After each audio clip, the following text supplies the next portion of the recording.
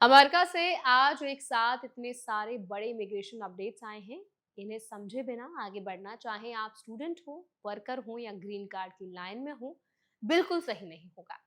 एक तरफ इस साल के H1B वीजा के सारे 85,000 स्लॉट्स भर चुके हैं और अब कोई सेकेंडरी लॉटरी नहीं होगी।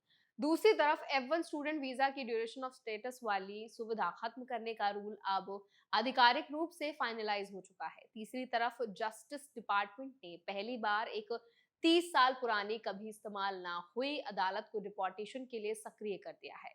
चौथी तरफ ग्रीन कार्ड के लिए $1 लाख तक के बॉन्ड का प्रस्ताव फिर चर्चा में है। और पांचवी बड़ी बात, वो पब्लिक चार्ज रूल जो ग्रीन कार्ड को इम्पैक्ट करेगा, अब 18 सितंबर से लागू होने जा रहा है।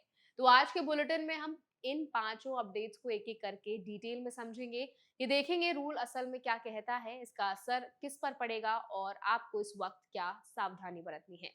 तो चलिए फिर जल्दी से वीडियो शुरू करते हैं।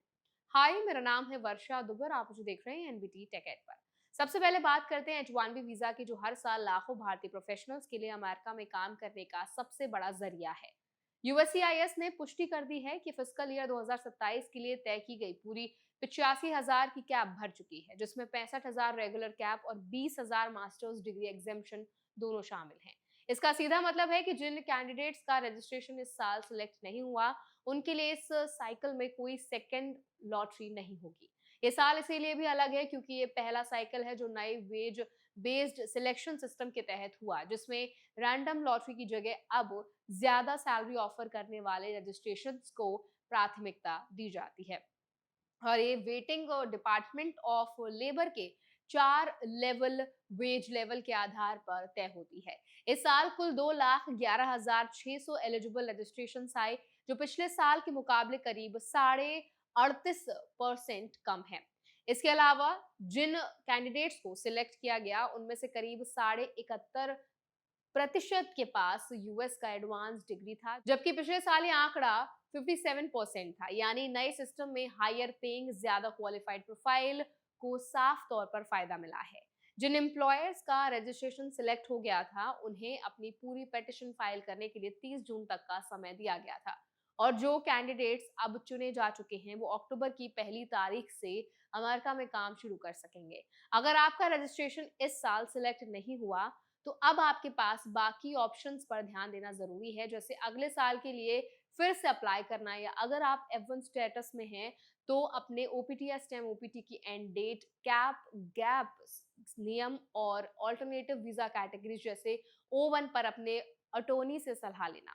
अब बात करते हैं स्टूडेंट से जुड़ी सबसे बड़ी खबर की, जो अब तक चर्चा में थी लेकिन अब आधिकारिक रूप से फाइनलाइज हो चुकी है। डिपार्टमेंट ऑफ होमलैंड सिक्योरिटी ने वो रूल पूरी तरह फाइनल कर दिया है जो F1 स्टूडेंट वीजा होल्डर्स के लिए ड्यूरेशन ऑफ स्टेटस यानी डीएस की व्यवस्था को खत्म कर देगा।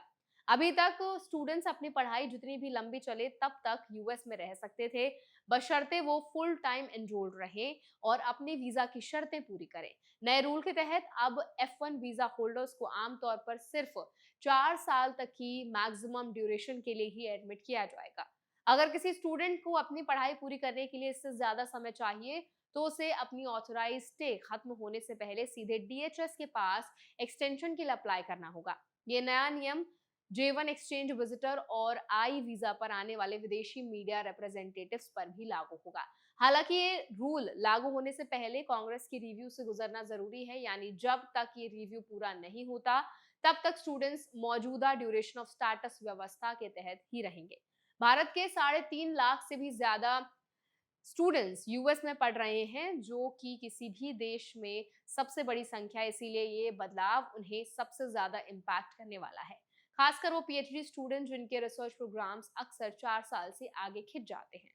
यूनिवर्सिटीज और एजुकेशन ग्रुप्स ने भी चिंता जताई है कि अगर एकेडमिक प्रोग्राम 4 साल से लंबा हुआ तो स्टूडेंट्स लिम्बो में फंस सकते हैं। अगर आप अमेरिका में पढ़ाई की योजना बना रहे हैं, तो अपने यूनिवर्सिटी के इंटरनेशनल ऑफिस से अपने प्रोग्राम की लेंथ साफ तौर पर समझ लीजिए और फ्यूचर में एक्सटेंशन फाइलिंग के लिए तैयार रखिए। तीसरी बड़ी और बेहद अहम खबर एक ऐसी अदालत की है जिसका नाम शायद आपने पहले कभी ना सुना हो। जस्टिस डिपार्टमेंट ने पहली बार 30 साल में पहली बार एलियन टेररिस्ट रिमूवल कोर्ट नाम की एक ऐसी फेडरल कोर्ट में एक पिटीशन फाइल की है जो 1996 में कांग्रेस ने बनाई थी, लेकिन आज तक कभी इस्तेमाल नहीं हुई थी। इस कोड का मकसद है ऐसे नॉन सिटीजन्स को डिपोर्ट करना जिन्हें सरकार टेररिज्म से जुड़ा मानती है। बीते बुधवार को डीओजे ने एक ऐसी एप्लीकेशन दाखिल की जिसमें ना तो व्यक्ति का नाम बताया गया, ना उसके ऊपर लगे आरोपों का ब्यौरा दिया गया, क्योंकि पूरी फाइलिंग क्लासिफाइड यानी गोपनीय रखी गई थी। इन 5 सदस्यीय कोर्ट की चीफ जस्टिस जॉन एरिक्सन ने गुरुवार को एक सील यानी बंद कमरे में सुनवाई की और उसके बाद अपने आदेश में लिखा कि सरकार जिस व्यक्ति की हरकतों और जिन कानूनी धाराओं का हवाला दे रही है, उन दोनों के बीच संबंध साफ नहीं है। इसीलिए सरकार को अपनी एप्लीकेशन पर और सोच समझ कर विचार करने का मौका दिया जा रहा है। कानून के मुताबिक ऐसी कोई भी एप्लीकेशन अटॉर्नी जनरल या डेप्यूटी अटॉर्नी जनरल की मंजूरी के बाद ही दाखिल हो सकती है, और अगर कोर्ट एप्लीकेशन को मंजूर करती है तो सरकार को एक पब्लिक हियरिंग में ये साबित करना होगा कि व्यक्ति वाकई कानून की परिभाषा के मुताबिक एलियन टेररिस्ट है। ये कदम इसीलिए भी अहम है क्योंकि पिछले साल जब एडमिनिस्ट्रेशन ने 1798 के पुराने एलियन एनिमीज एक्ट के तहत कुछ वेनेजुएलन प्रवासियों को डिपोर्ट करने की कोशिश की थी, तब सुप्रीम कोर्ट ने साफ कहा था कि ऐसे मामलों में व्यक्ति को नोटिस देना और अपनी बात रखने का मौका देना जरूरी है। और उसी दौरान एक जज ने खुद सुझाव दिया था कि सरकार को इस एलियन टेररिस्ट रिमूवल कोड का इस्तेमाल करना चाहिए। फिलहाल ये सिर्फ एक ही मामले तक लिमिटेड है और ये कोड बड़ी संख्या में मामलों को संभालने के लिए बना ही नहीं है, क्योंकि हर केस में सीनियर डीओजे अप्रूवल, जज की समीक्षा और पूरी हियरिंग जरूरी है।